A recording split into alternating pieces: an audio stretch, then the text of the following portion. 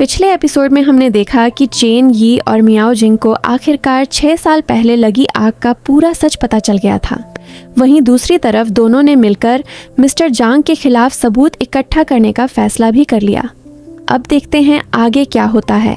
Episode की शुरुआत में हमें दिखाया जाता है चेन यी और मियाओ जिंग साथ में जॉगिंग कर रहे होते हैं। तभी जो कांग का मैसेज आता है। वो दोनों को मिलने के लिए बुलाते हैं। मियाओ जिंग मुस्कुराकर पूछती है, आजकल तुम और अंकल जो क्या प्लान बना रहे हो? चेन ये कहता है, वो मेरे बिलियर्ड्स हॉल में लगी आग की जांच कर रहे हैं, उसी सिलसिले में बुलाया है और तुम भी मेरे साथ चलोगी।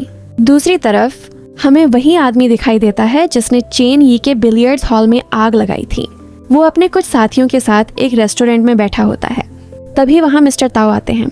वो उससे कहते हैं, मिस्टर जांग ने सुना है कि तुम्हारे और चेन यी के बीच कुछ गलतफहमी हो गई है।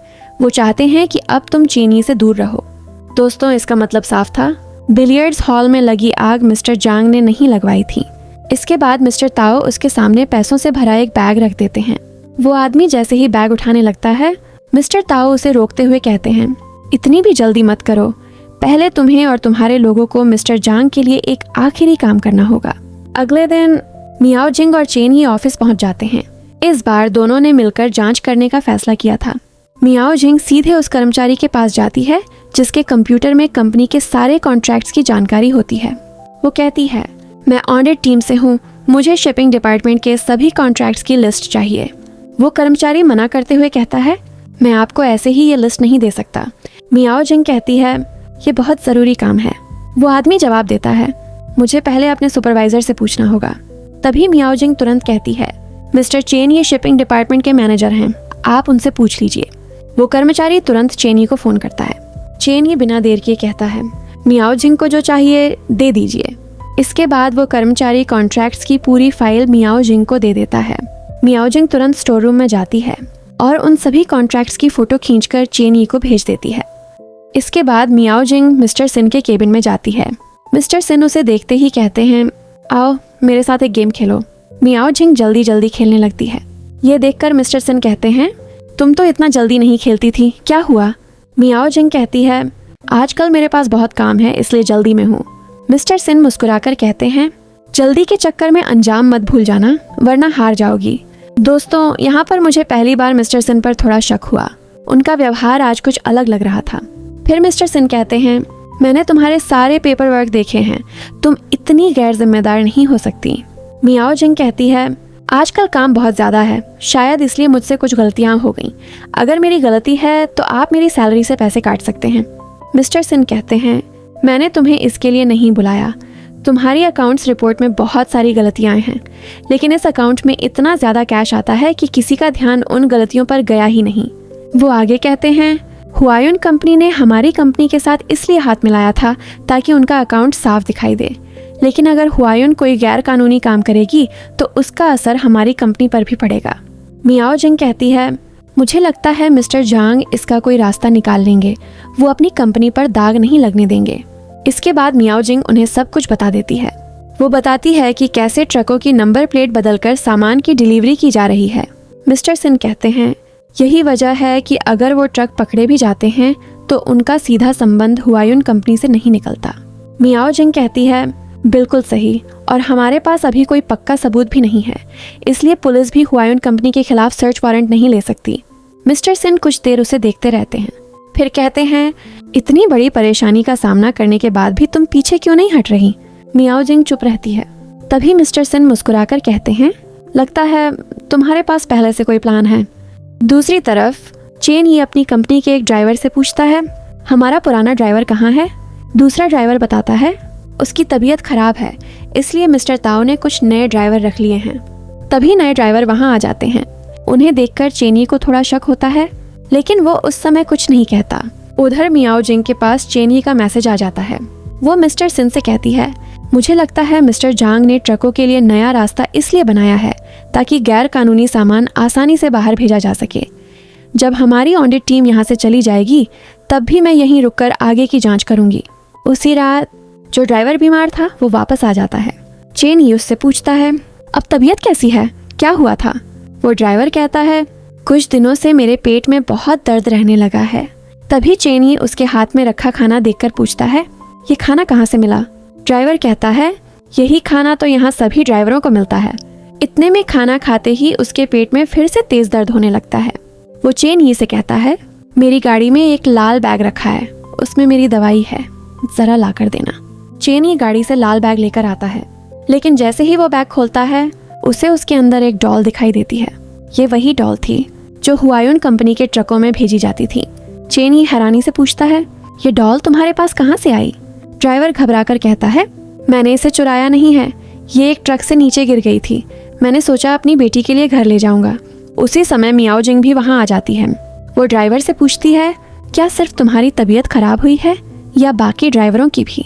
ड्राइवर कहता है, पिछले 4-5 दिनों से कई ड्राइवरों की यही हालत है, तभी से जब मिस्टर ताओ ने नए ड्राइवर रखे हैं। ये सुनकर चेन यी और मियाओ जिंग एक दूसरे की तरफ देखते हैं। उन्हें समझ आ चुका था कि मामला सिर्फ पेट दर्द का नहीं, बल्कि इसके पीछे कोई बहुत बड़ा राज छिपा हुआ है। इसके बाद चेन यी और मियाओ जिंग उस ड्राइवर को अस्पताल लेकर जाते हैं।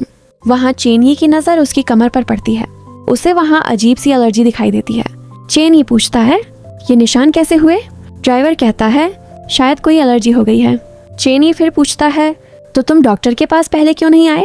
ड्राइवर कहता है, हम ड्राइवर दिन रात काम करते हैं, अस्पताल आने का समय ही नहीं मिलता। मेरी बेटी घर पर अकेली रहती है और उसकी माँ भी नौकरी करती है, इसलिए बाकी समय मुझे घर पर ही रहना पड़ता है। तभी मियाओ जिंग कहती है, पहले रिपोर्ट देख लेते हैं, आखिर डॉक्टर क्या कहते हैं।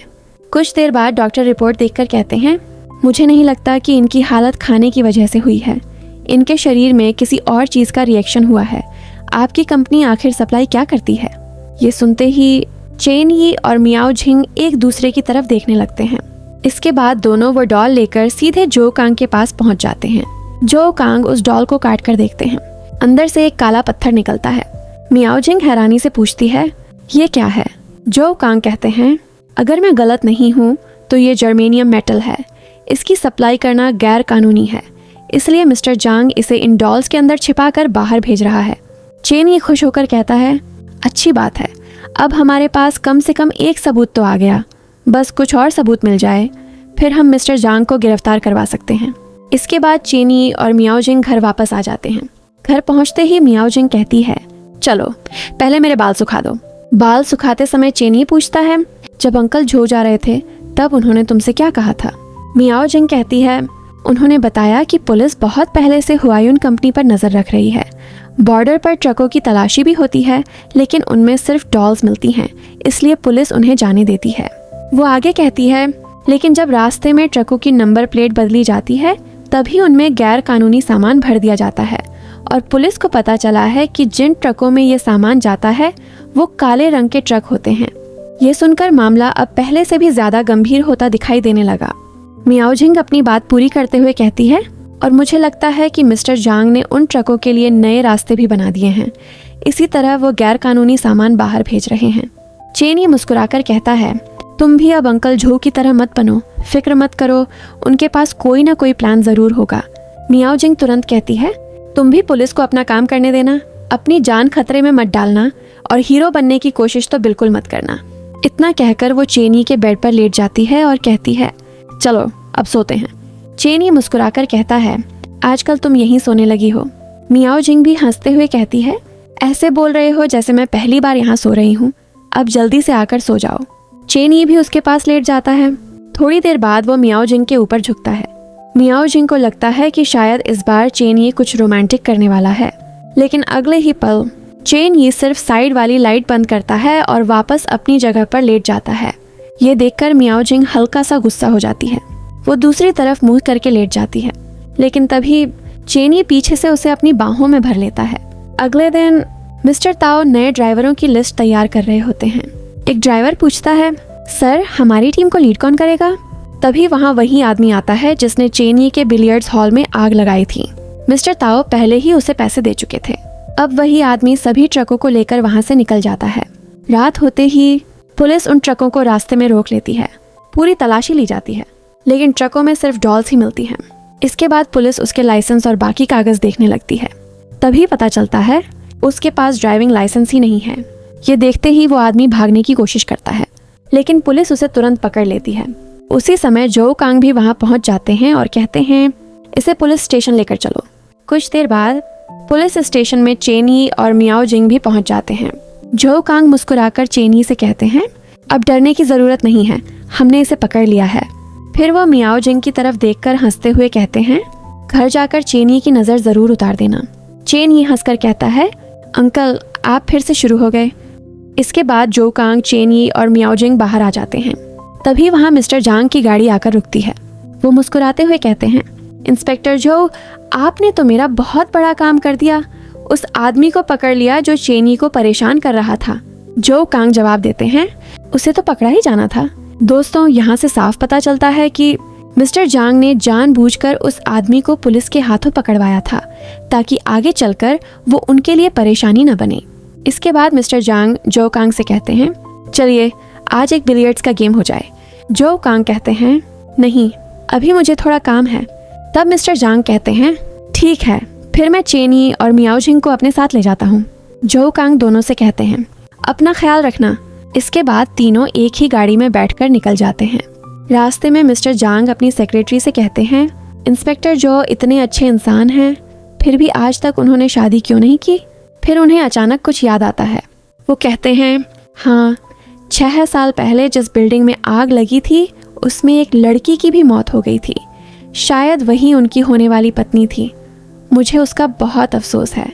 ये सुनते ही मियाओ जिंग तुरंत कहती है, अफसोस तो बहुत है क्योंकि सजा बुरे लोगों को नहीं मिली बल्कि अच्छे लोगों को मिल गई। मिस्टर जांग तुरंत समझ जाते हैं कि मियाओ जिंग का इशारा किस तरफ है। चेन यी भी धीरे से मियाओ जिंग को शांत रहने का इशारा करता है। कुछ देर बाद तीनों मिस्टर जांग के बिलियर्ड्स हॉल पहुंच जाते हैं। मिस्टर जांग मियाओ जिंग से पूछते हैं, क्या तुम्हें भी बिलियर्ड्स खेलना आता है। मियाओ जिंग कहती है, हाँ। मिस्टर जांग मुस्कुराकर कहते हैं, लगता है चेन यी ने तुम्हें सब कुछ सिखा दिया है। इसके बाद गेम शुरू होता है, लेकिन इस बार चेन यी ठीक से खेल ही नहीं पाता और हार जाता है। मिस्टर जांग हैरानी से कहते हैं, क्या बात है, तुम तो कभी हारते नहीं थे, चलो एक और गेम खेलते हैं। लेकिन मियाओ जिंग बीच में ही कह देती है, नहीं हमें ऑफिस का काम है, अब हमें चलना चाहिए। इतना कहकर दोनों वहाँ से निकल जाते हैं। उनके जाने के बाद मिस्टर जांग वहीं खड़ी एक लड़की से कहते हैं, तुम्हें पता है आज चेन यी क्यों हार गया। वो लड़की कहती है, नहीं। मिस्टर जांग कहते हैं, 6 साल पहले जब उसने तुम्हारे साथ यही गेम खेला था तब वो आसानी से जीत गया था क्योंकि उस समय उसके पास खोने के लिए कुछ भी नहीं था। लेकिन आज उसके पास ऐसे लोग हैं जिनकी वो बहुत परवाह करता है, इसलिए आज वो डरते हुए खेल रहा था। उधर मियाओ जिंग चेन यी से कहती है, तुम घर जाओ, मैं अभी आती हूँ। कुछ देर बाद जब वो घर लौटती है तो उसके हाथ में कुछ पत्ते होते हैं। चेन यी पूछता है, कहाँ गई थी। मियाओ जिंग मुस्कुराकर कहती है, चलो आज मैं तुम्हारी नज़र उतारती हूँ। चेन यी हंसते हुए कहता है, लगता है तुम अंकल जो की हर बात मानने लगी हो। मियाओ जिंग कहती है, सीधे खड़े रहो। फिर वो उसकी नज़र उतारती है और कहती है, अब तुम्हारे साथ कुछ भी बुरा नहीं होगा।